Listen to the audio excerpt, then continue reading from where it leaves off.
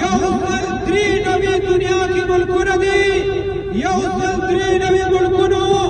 یو اسرائیل درنده ته لګام وانچو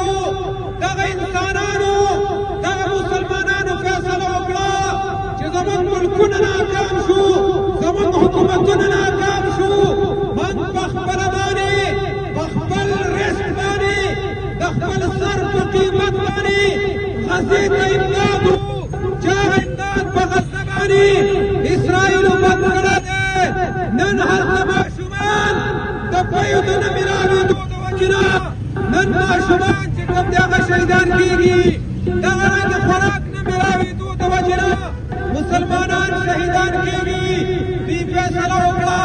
چې موږ به په کښتو په ذریعه باندې د سمندر په لاره باندې 15 ورځې دغه انسانانو دغه مسلمانانو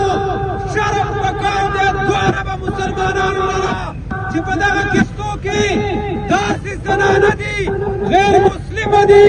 والله چې د هغوی پرده نشته